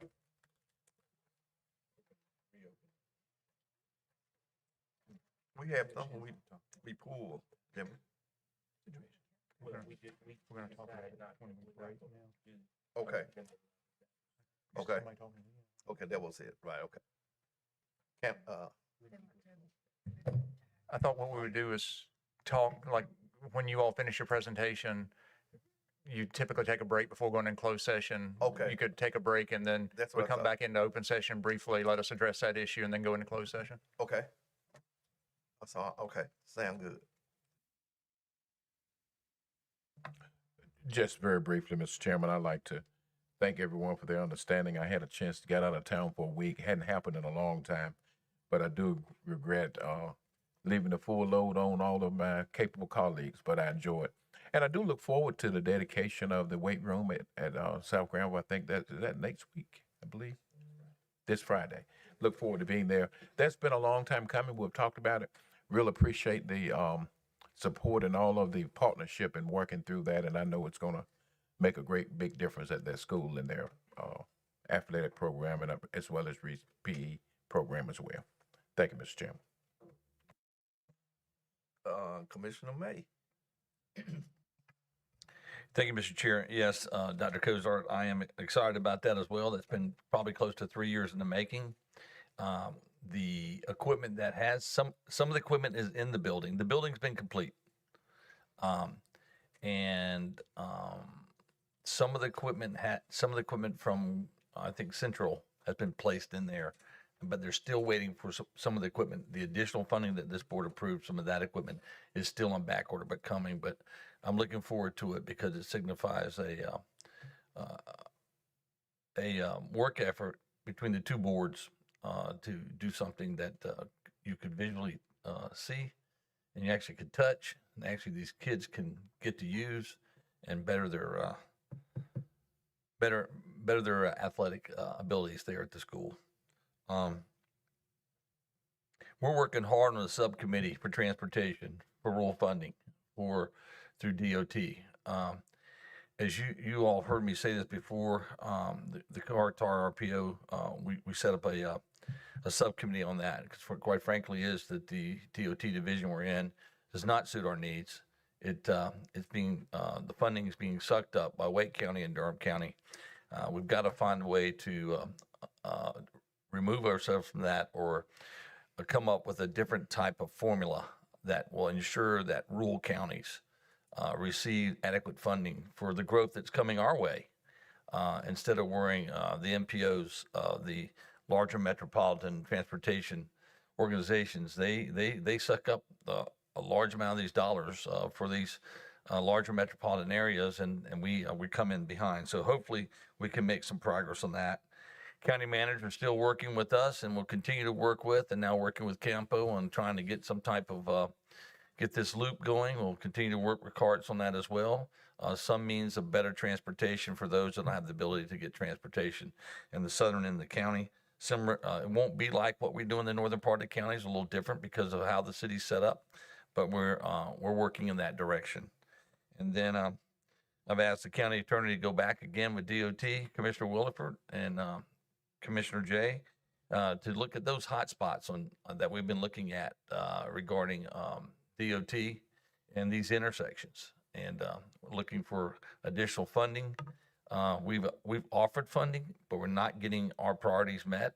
And so I know that the county manager has already started working on that, so we can get a further update on that. Thank you very much. Thank you, Commissioner May. Commissioner Kim. I'll be really brief, and I'll stick with the DOT theme here. Just to remind you all that May the 1st, the Northern Falls Lake Area Study, we'll be having an elected officials gathering at that point. So put your calendars, this next month already is May. So put that on your radar. And I too, like Commissioner Cozart, unplugged for a week. I was in a bunch of spots where it had no service whatsoever. So the only thing I used my phone for was a step counter. It was awesome. At 31,000 some odd steps in one day at one point. So you'd think that all that walking, you'd come back lighter, but I was heavier, and I just don't understand it. I think it's moisture retention. But anyways, that's my report this evening. Thank you very much for letting me have a little bit of time away. Thank you, Commissioner Karan. Well, let's do a little doom and gloom here. This is a critical time of year for us It's the, we're working on a budget, and we have a lot of needs, even more wants. And then there's some that, things that we just pretty much have to have in this budget. At the same time, the state legislature is pushing through a bill to cap property taxes. On a personal level, that sounds great to me. But as a county commissioner, and even any elected official knows, that's where our money comes from. And they're basically telling us to suck it up, buttercup, you gotta tighten your belt strings. Well, where do we tighten our belt strings? We have to tighten it in the areas that we spend the most money. And where do we spend the most money? Public schools, Sheriff's Department, Department of Social Services, emergency services. Every department within the county will have to be cut drastically if this bill passes through the state legislature. So, I'm out of here come December. It's going to be a tough road for you guys to hoe from there on out. Sorry.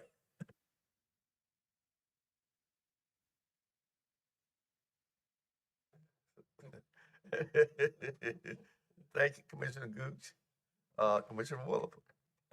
I don't have anything other than I do echo Commissioner Gooch's comments. Not only are we getting that from the state, but we're also getting cut from the federal government as well. So those cuts are coming down from the feds to the state to the local level. They're putting more burden on the counties with less money. So that's all I have tonight. Commissioner Griffin. Thank you, Mr. Chairman. I echo again Mr. Gooch and Mr. Williford's comments. We're going to have to make some tough decisions in the coming years if the state legislature passes this tax resolution, and it appears that they are going to. I don't know for sure, but it's just what it looks like. The next thing, though, that I'd like to say is I want to give a shout out to all of our government county employees.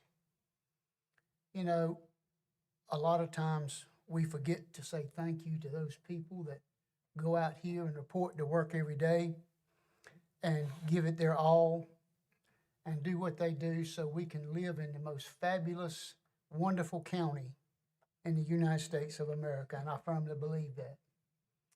From the janitors at the institutions that we have to the leaders of the departments, I want to just include everybody and say thank you for all that you do, even though we don't thank you enough, and just say that this is one time where I'd like to just take a moment and thank you for all your hard work and all your efforts. It doesn't go unnoticed.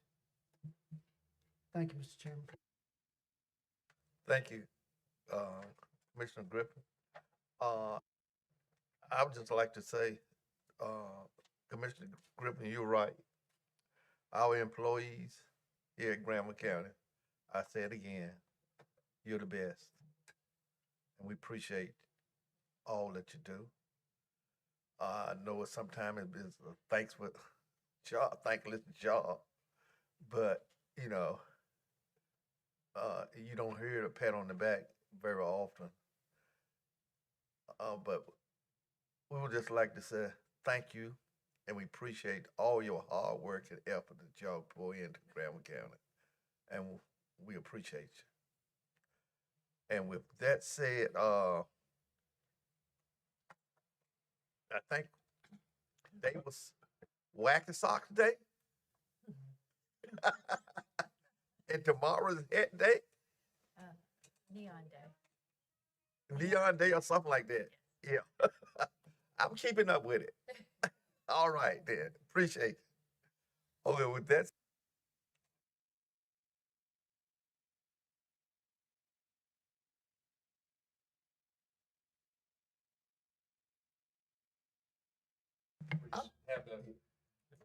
Have the tax matter still before we go into executive session.